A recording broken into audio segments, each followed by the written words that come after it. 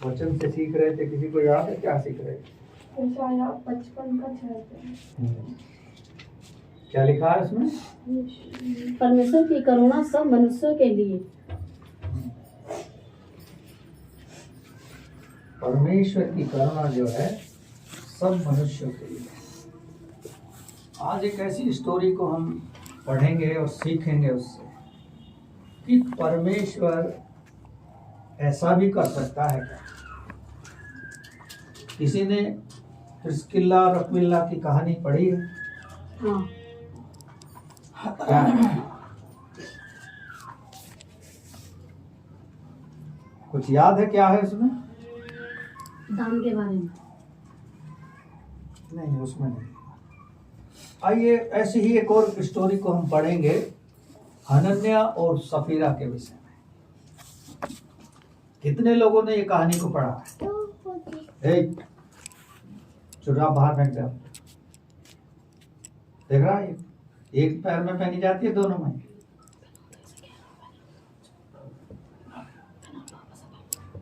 तो हनन्याह और सफीरा के बारे में पढ़ेंगे कि परमेश्वर ने इनके साथ ऐसा क्यों कर दिया। जबकि हम वचन में सीखते हैं परमेश्वर करुणा में है, दयालु है, विलंब से क्रोध करता है, वो सब कुछ कर सकता है,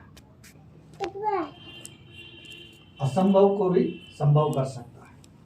आइए कहानी की ओर चलेंगे, मेरे साथ कोई पढ़े। प्रेरितों के काम में आ जाएंगे, उसके 5 अध्याय।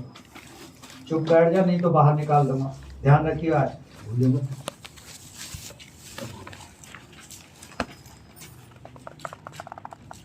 चलिए, प्रेरितों के काम उसके 5 अध्याय के 1 पद से लेके हम 11 तक पढ़ेंगे।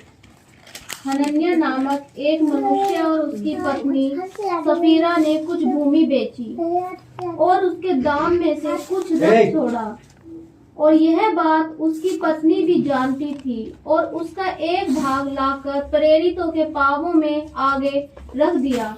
पतरस ने कहा, हे हनन्याह, शैतान ने तेरे मन में यह बात क्यों डाली कि तू पवित्र आत्मा से झूठ बोले और भूमि के दाम में से कुछ रख छोड़े। तब तक वह तेरे पास रही, क्या तेरी ना थी? और जब बिक गई तो क्या तेरे वश में ना थी?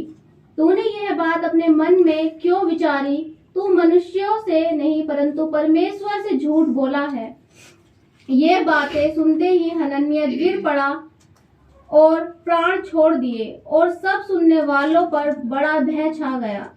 फिर जवानों ने उठकर उसकी अर्थी बनाई और बाहर ले जाकर गाड़ दिया। लगभग 3 घंटे बाद उसकी पत्नी जो कुछ हुआ था न जानकर भीतर आई। तब पतरस ने उससे कहा, मुझे बता, क्या तुमने वह भूमि इतने ही में बेची थी?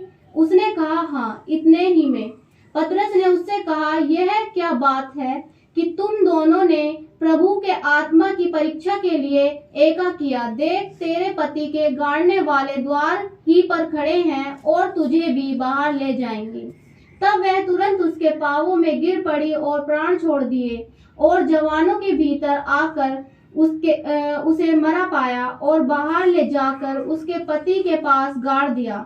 सारी कलीसिया पर और इन बातों के सब सुनने वालों पर बड़ा भय छा गया। सबने सुना ध्यान से? भय छा गया, कलीसिया के लोगों पर भय छा गया।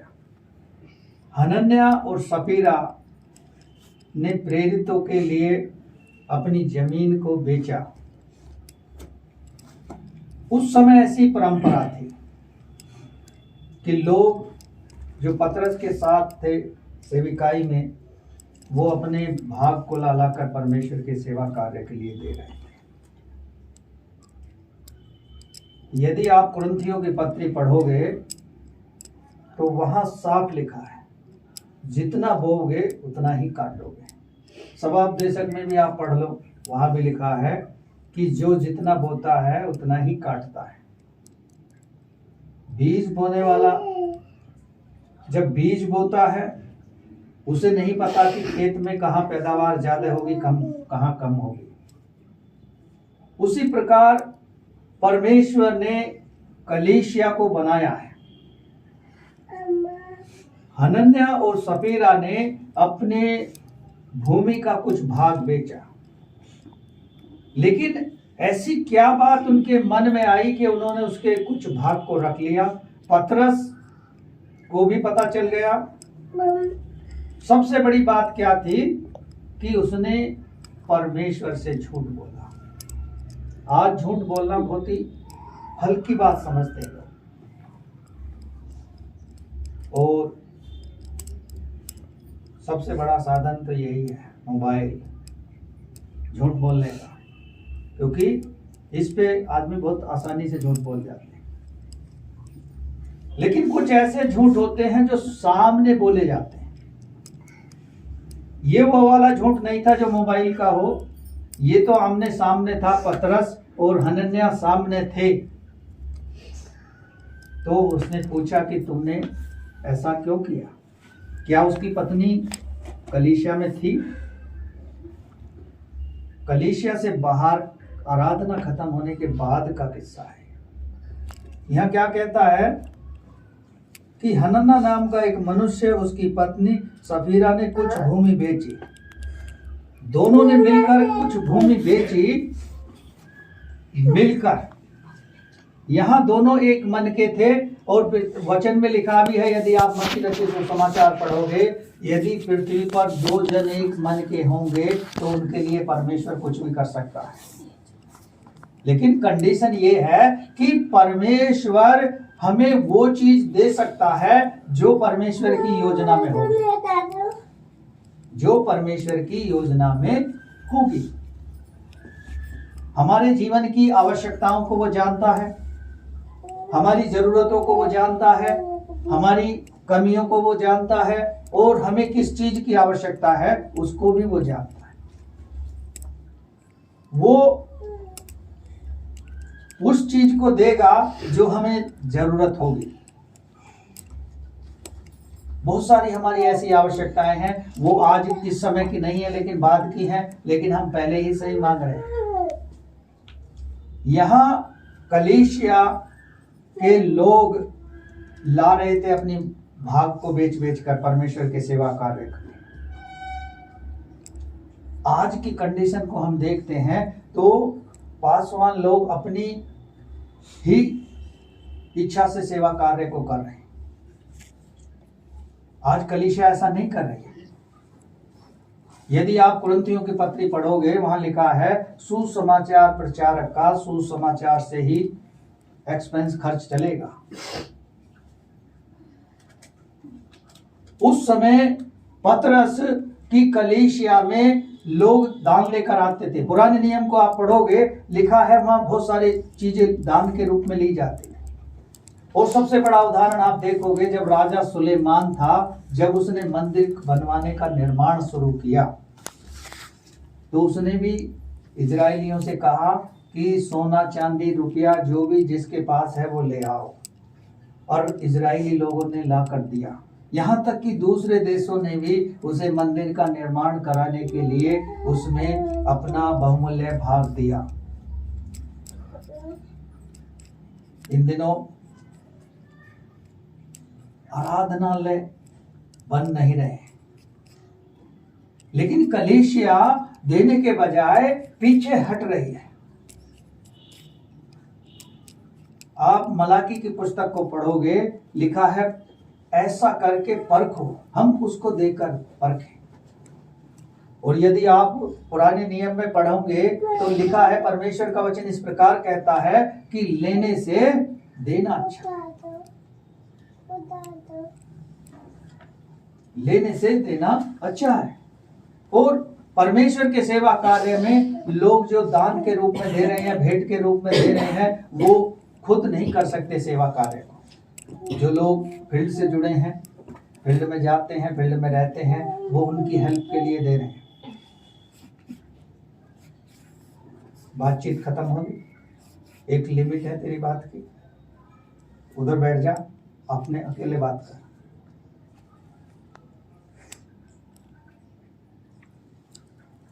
हनन्या और सफीरा ने मिलकर, पति पत्नी ने निर्णय लिया कि हमारे पास भी कुछ भूमि है और हम उसको बेचकर परमेश्वर के सेवा कार्य के लिए दे देंगे। आगे पढ़ेंगे इसमें दूसरे पद से। और उसके दाम में से कुछ रख छोड़ा, और यह बात उसकी पत्नी भी जानती थी, और उसका एक भाग लाकर पेटों के पांवों के आगे रख दिया। हाँ, यानी पति पत्नी ने मिलकर ये बात को तय किया होगा कि कुछ भाग हम रख लेते हैं। जब भूमि को बेचा तब उनके ऐसा मन में नहीं था, लेकिन जब उनके पास पैसा आया तब उनके मन में ऐसा लगा कि अब हम इसको कुछ रख लेते हैं। पत्नी इस बात को जानती थी, और बिना पति पत्नी की सहमति के कोई काम नहीं होता आजकल। तो हनन्या की जो पत्नी सफीरा थी वो इस बात को जानती थी कि कुछ भाग हम दे देते हैं और कुछ अपने पास रख लेते हैं। आगे बढ़े। पतरस ने कहा, हे हनन्या, शैतान तेरे मन में यह बात क्यों डाली कि तू पवित्र आत्मा से झूठ बोले और भूमि के दाम में से कुछ रख छोड़े। हाँ, पतरस को कैसे पता लग गया कि इसने ऐसी गड़बड़ कर दी है? क्योंकि उसने पतरस से नहीं, परमेश्वर से झूठ बोल दिया। आज मैं देखता हूं बहुत से भाई बहन हैं, वायदा करते हैं। गाजियाबाद में एक परिवार था, उनकी 15 करोड़ की जमीन थी, परमेश्वर ने छुड़ा दी। उन्होंने खुद अपने मन से वायदा किया कि हम इतना आपको परमेश्वर के भवन के लिए दे देंगे, लेकिन उनके मन में जब आया होगा पैसा देखकर तो शैतान ने ऐसी बात को डाला। उस समय भी परमेश्वर बात को प्रकट कर देता था, आज भी परमेश्वर बातों को प्रकट कर देता है। जो लोग परमेश्वर से या परमेश्वर के दासों से झूठ बोलते हैं, बड़ी आसानी से बोलते हैं। इसलिए वचन कहता है झूठ बोलना भी एक पाप की दृष्टि में आता है। लिखा ना, तू चोरी ना करना, तू हत्या ना करना, तू व्यभिचार ना करना, तू झूठ मत बोलना, और तू लोभ और लालच मत करना। लालच जो है, ये लालच ही तो इन पति पत्नी के मन में आ गया होगा। पैसा ज्यादा देखकर कि हाँ इतना पैसा है, सारा क्या करेंगे देखकर कुछ भाग हम रख लेते हैं। लेकिन उससे हानि क्या हुई? पतरस को परमेश्वर ने दिखा दिया और उसने सवाल पूछ लिया, हे हनन्या, तेरे मन में ये शैतान ने डाल कैसे दिया? आज यदि हम कोई अपनी प्रॉपर्टी बेचते हैं, उसे परमेश्वर को देते हैं। अभी कुछ महीने पहले एक बहन ने कहा था कि हमारी प्रॉपर्टी बिकने वाली है, आप प्रार्थना करो कि इतने में बिक जाए तो मैं 50,000 रुपए दे दूंगी। और परमेश्वर ने बिकवा भी दी, लेकिन जब देने की बारी आई तो सब कुछ लपेटे और निकल गए पतली गली से। तो लोग ऐसा कह के खुद फंसते हैं।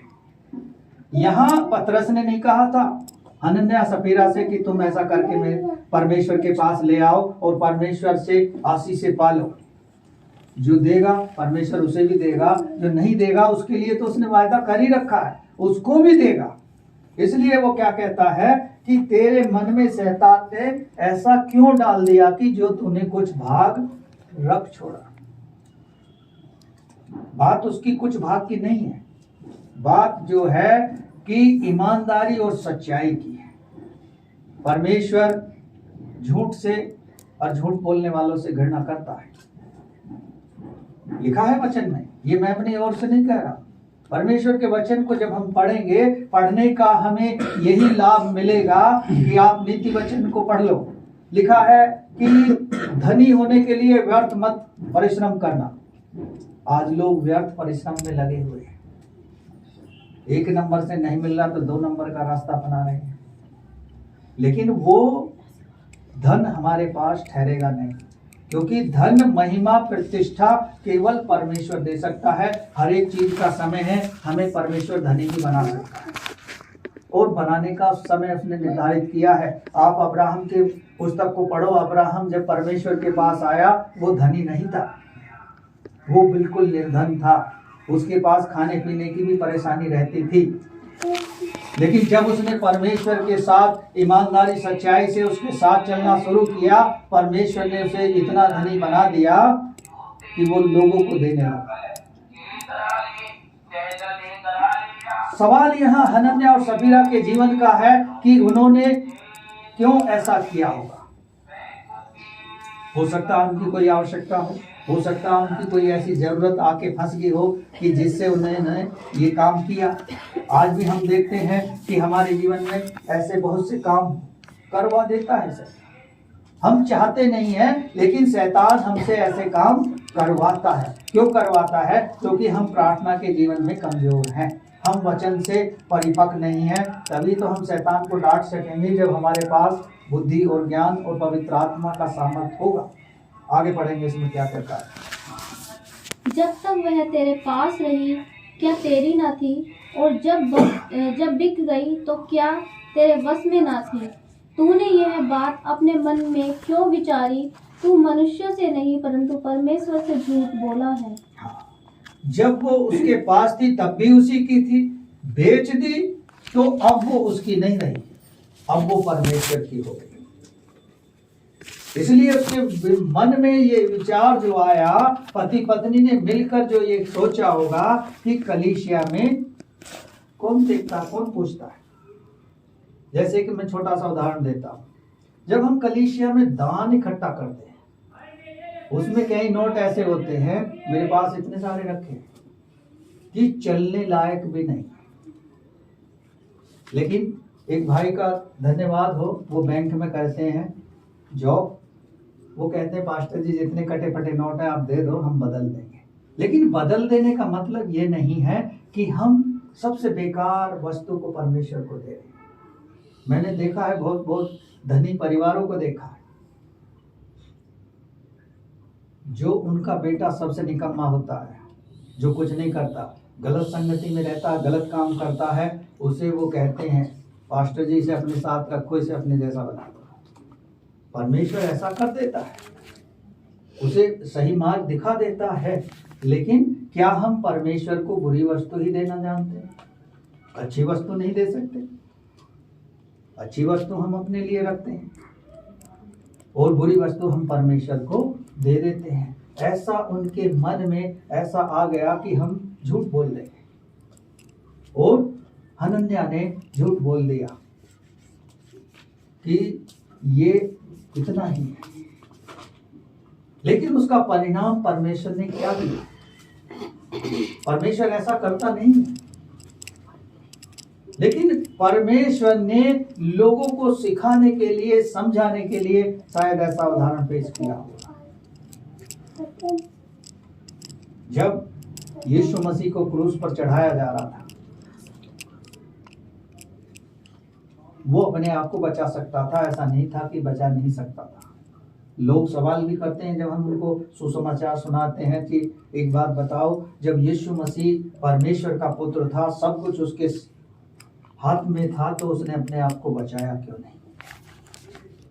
लोगों का ये सवाल होता है, लेकिन वो उस सवाल पर नहीं जाते। यदि वो अपने आप को क्रूस पर न देता, मनुष्य जाति के पापों को, उनकी बीमारियों को अपनी देह में लेकर क्रूस पर ना चढ़ता, लहू बहाकर दाम ना चुकाता, तो किसका उद्धार होता? उद्धार किसी का नहीं हो सकता। कोई परमेश्वर के प्रेम को नहीं समझ सकता, कोई परमेश्वर के पास नहीं आ सकता था। पुराने नियम में आप लोगों ने पढ़ा होगा कि लोग बलिदान करते थे पापों की क्षमा के लिए। आज भी लोग करते हैं बलिदान, लेकिन क्या हम ऐसे पशु का बलिदान करके अपने पापों को क्षमा करा लेंगे? जो हमसे पवित्र हो उसका बलिदान हो, तब हमारे पाप क्षमा हो सकते हैं। और यीशु मसीह अपने आप में पवित्र था, इसलिए उसने कहा मैं पवित्र हूं, तुम भी पवित्र बनो। हमें पवित्रताई में रहकर परमेश्वर के भय में जीवन को बिताना चाहिए, और हनन्याह सफीरा की कहानी से सीखना है। आगे बढ़ेंगे। ये बातें सुनते ही हनन्याह गिर पड़ा और प्राण छोड़ दिए, और सब सुनने वालों पर बड़ा भय छा गया। फिर जवानों ने उठकर उसकी अर्थी बनाई और बाहर ले जाकर गाड़ दिया। ये पहला पार्ट इस कहानी का है। हनन्या को जो उसने गलत किया, उसने परमेश्वर से झूठ बोल दिया, उसको उसका कीमत मिल गया, वो मृत्यु को प्राप्त हो गया। अब कहानी का दूसरा हिस्सा हम देखते हैं कि जिसने उसको साथ दिया था, सफीरा ने, उसको सब पता थी। आजकल मैं देखता हूं पति पत्नियों का जो मन है परमेश्वर के निकट नहीं लगा है। क्यों? क्योंकि हमें आज सबसे बड़ी समस्या यह है कि हमारे पास समय नहीं। समय है तो हम व्यर्थ चीजों में गंवा रहे हैं। परमेश्वर ने हमें ये बहुमूल्य अवसर दिया है कि इन दिनों परमेश्वर आने वाला है, हमें अपने आप को तैयार करना है। लेकिन लोगों को अपनी चिंता नहीं है, केवल अपने धन कमाने की चिंता है, अपने संसारिक कामों की चिंता है। इसलिए संडे आराधना को भी भूलकर, सारी चीजों को छोड़कर अपने कामों में लगे हैं, अपने कामों में भाग रहे हैं और अपने दुख उठा रहे हैं। लेकिन परमेश्वर का वचन क्या कहता है? आप यशायाह नबी की पुस्तक को पढ़ो, जो में से विश्राम दिन को पवित्र मानकर नहीं ठहरता उसमें, वो फिर व्यर्थ ही व्यर्थ है। आप हमारे ही देश का हिस्सा है, नागालैंड के पास चले जाओ, वहाँ एक सब्जी बेचने वाला भी पहले प्रार्थना करता है और तब अपनी सब्जी बेचनी शुरू करता है। लेकिन आज हम क्या करते हैं? हम कहते हैं कि प्रार्थना बाद में हो जाएगी, पहले अपने काम कर लो। छोटे छोटे उदाहरण, हम अपने जीवन में कुछ नियम और सिद्धांत बना के चलेंगे तो परमेश्वर हमेशा आपको उत्तम से उत्तम चीजें देगा। प्रार्थना के महत्व को हम याद रखें। पहले प्रार्थना, सर्वप्रथम पहला स्थान हम परमेश्वर को देंगे तो हमारी सारी चीजें आसान हो जाएंगी। अगले उसको पढ़ेंगे। लगभग 3 घंटे के बाद उसकी पत्नी जो कुछ हुआ था ना जानकर भीतर आई। यानी उसकी पत्नी ने भी ये बातें सुन ली होंगी, इसलिए वो ना जानकर भी फिर भी पतरस के पास आई और उससे सवाल किया। तब पतरस ने उससे कहा, मुझे बता, क्या तुमने वह भूमि इतने में ही बेची थी? उसने कहा, हाँ, इतने में ही। पतरस ने उससे कहा, यह क्या बात है कि तुम दोनों ने प्रभु के आत्मा की परीक्षा के लिए एका किया। देख, तेरे पति के गाड़ने वाले द्वार ही पर खड़े हैं और तुझे भी बाहर ले जाएंगे। तब वह तुरंत उसके पांवों पर गिर पड़ी और प्राण छोड़ दिए, और जवानों के भीतर आकर उसे मरा पाया और बाहर ले जाकर उसके पति के पास गाड़ दिया। ये उससे कंफर्म कर रहा था पतरस कि क्या ये इतने में ही बेची। कम से कम उसे इतना तो समझ जाना चाहिए था। मेरा कहने का अभिप्राय ये है, इसमें जो सीखने के लिए ये चीज है कि हम पति पत्नी या हम भाई बहन या हम कलीसिया के लोग हर बात में एका कर सकते हैं, लेकिन यहाँ परमेश्वर की काम में एका नहीं करना चाहिए। जो परमेश्वर का काम है उसको करते जाओ। मान लिया यदि मैं अपना उदाहरण दूं, मैं जितना सोच लूं कि मैं इतना दूंगा तो मैं उतना ही देता हूं, चाहे घर में ना बचे। मुझे याद है कि एक पंजाब में एक भाई चर्च बना रहे थे। एक दिन उनसे फोन पे बात हुई कि पास्टर जी आप भी कुछ हेल्प करो। जो मुझसे बना मैंने भेज दिया। कहने का मतलब ये नहीं है कि हमें क्या करना है, अभिप्राय ये है जो मन में हम ठान लें उसे पूरा करें। यदि आप भजन संहिता को पढ़ोगे या स्वभावोपदेशक को पढ़ोगे, लिखा है यदि मन्नत मान रहे हो तो उसे पूरी करो, उसमें सोच विचार मत करो। बाद में सोच विचार करने के लिए कोई भी क्षमता नहीं है, कोई भी जगह नहीं है। हम केवल उस काम को करें। हनन्या सफीरा ने जो किया उसको ना करके हम उसको करें कि प्रभु में जितना हम सोच रहे हैं उससे बढ़कर दें। क्योंकि जब वो हमें सोच समझ से और हमारी कल्पना से बढ़कर देता है तब तो हम आनंदित होते हैं। मान लिया कोई जा रहा है चर्च खत्म होने के बाद और उसे 5,000 रुपये पा जाए तो वो बहुत आनंदित हो जाए, वो कहेगा आज का संडे तो बहुत ही अच्छा है। लेकिन जब परमेश्वर को देने की बात आएगी तब कहेगा अरे पास्टर को सा पता है कि मुझे पैसे पाए हैं। लोग ऐसी कल्पना करते हैं। तो ऐसी ही कल्पना हनन्याह और सफीरा ने की होगी कि पतरस को क्या पता कि हमने ये कितने की बेची है, उसको तो जितना भाग चाहिए ले जाके दो, अपने वो काम करेंगे। तो लोग ऐसा सोचते हैं, यदि हमें मिले हैं तो उसको उसका भाग दे दो, क्योंकि लिखा है जो प्रभु का है उसे प्रभु को दे दो, जो अपना है उसे अपने पास रख लो। तो यहाँ सफीरा ने पतरस के सवाल का जवाब हाँ में दे दिया कि हाँ इतने में ही बिकी। लेकिन पतरस सब कुछ जानता था, क्योंकि परमेश्वर का भला आत्मा उसके अंदर था। आत्मा हर बात को रहस्यमय तरीके से प्रकट कर देती है।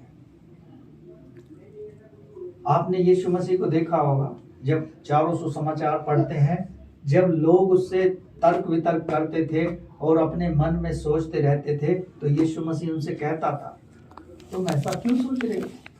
तो वो घबरा जाते थे कि इसको कैसे पता लगाया कि हमने क्या सोचा है।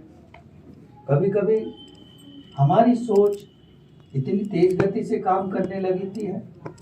यदि आप होशे नबी की पुस्तक को पढ़ोगे, वहां लिखा है 6 अध्याय में, आओ हम परमेश्वर के ज्ञान को ढूंढें।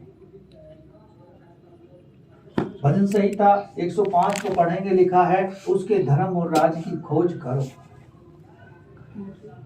परमेश्वर जो चाहता है वो आपको सारी चीजें दे सकता है, लेकिन हम मनुष्य हैं, हम संसार के लोगों के बीच में रहते हैं। हमारी सबसे पहली सोच यही है कि हम अपने जीवन को कैसे चलाएंगे। यदि हमने अपने आप को परमेश्वर के हाथों में समर्पित करके उसके हाथों में सौंप दिया है, तो फिर वो हमें चलाएगा। हम उसकी मर्जी के अनुसार चलेंगे तो वो हमारे लिए सब कुछ देगा। कहने का अभिप्राय यह है कि पतरस को परमेश्वर ने ऐसा बना दिया, वो पतरस जो कभी यीशु मसीह का 3 बार इनकार कर चुका था।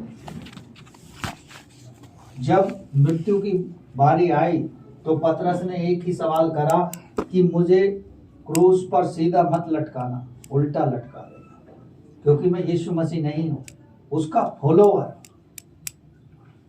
आज देख रहे हैं इसी तरह से जो यूहन्ना 15 और 16 अध्याय आपने पढ़ा होगा कि ये लोग मेरे नाम के कारण बैर रखेंगे।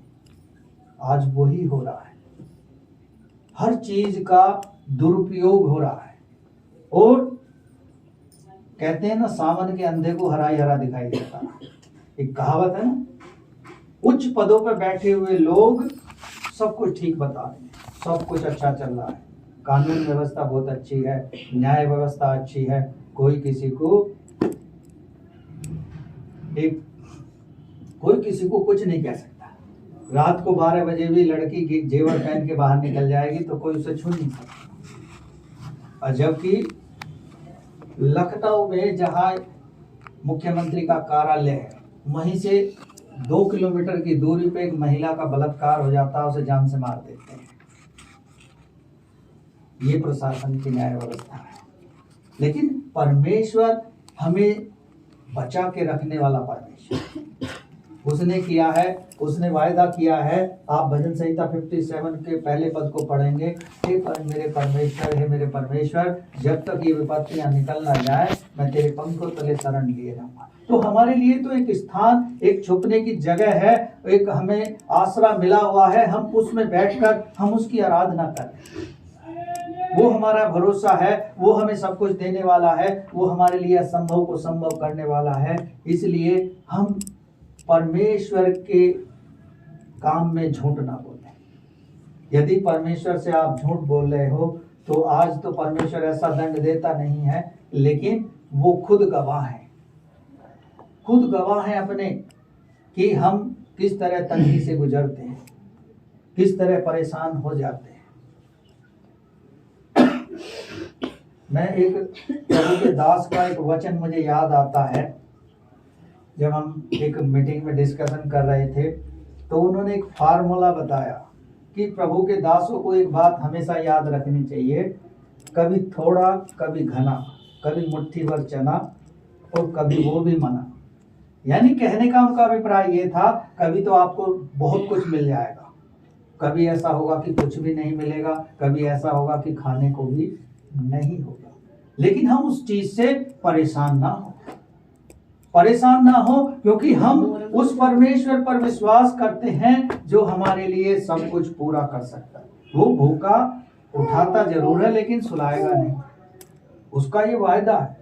एलिया नबी को आप देखो, जो ऐसी जगह छुपा हुआ था उसको भी उसने भोजन पहुंचा दिया, उसके द्वारा जो दूसरों का छीन लेता है कौवे के द्वारा, तो वो आपको क्यों नहीं खिलाएगा।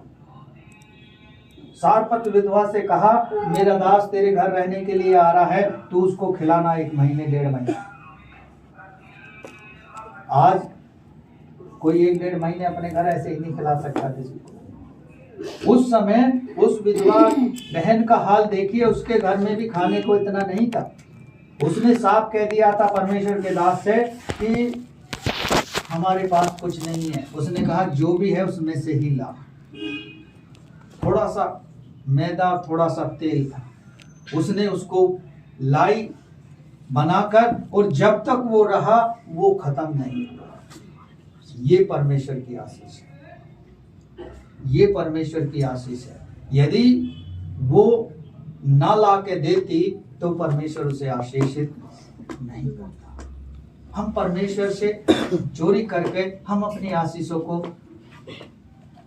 खो देते हैं, और शैतान की यही प्रोसीजर है। शैतान यही चाहता है कि ये उन आशीषों को पाने ना पाए। हनन्याह सफीरा की भी आशीष शैतान ने इसी तरह छीन ली, और वो क्या हो गए, दोनों मर गए। इस उदाहरण को कलीसिया देखकर चौकन्नी होगी, भयभीत हो गई है। लिखा है अगले 11 पद में कि उन पर भय छा गया, लोग डर गए। ऐसी कहानी किससे सुनकर लोग डर जाते हैं, क्योंकि यीशु मसीह आया डरे हुए, दबे हुए और गरीब दरिद्र के लोगों के लिए आया। वो इसलिए आया कि उन्हें ऊंचा उठा दे, उनके पापों को क्षमा कर दे। वो हमसे प्रेम करता है। हमें हनन्याह सफीरा की तरह नहीं बनना है, हमें बनना है जो परमेश्वर चाहता है। गीत गाते हैं ना, प्रभु तू मुझको बना अपना पवित्र स्थान। तो हम परमेश्वर ने वो पवित्र था, हमें पवित्र होने के लिए बुलाया है, पवित्रताई में चलने के लिए बुलाया है। और वो कुछ चीजें ऐसी हैं जिनसे वो घृणा करता है। झूठ बोलने वाले से तो वो घृणा करता ही। और भी बहुत से पाठ हैं जिनको हम देख सकते हैं।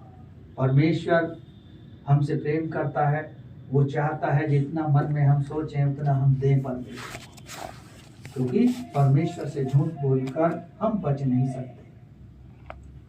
हम उसकी आशीषों से वंचित हो जाते हैं। शैतान की ये हमारे परिवार के लिए विशेष योजना रहती है।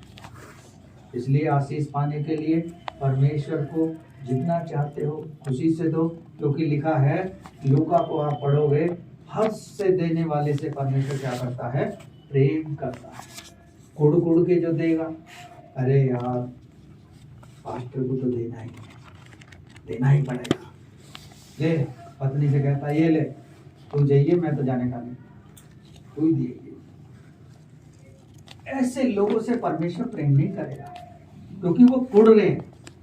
इसलिए खुशी से दो, परमेश्वर उस पर आशीष देगा। क्योंकि मलाकी की पुस्तक में आप पढ़ सकते हो, 3 अध्याय में आप जाकर पढ़ना, और लिखा है परमेश्वर की आशीष से हमारे जीवन के लिए उसने योजना बनाकर। आइए परमेश्वर का धन्यवाद। कोरस गाएंगे, उस समय किया जाए।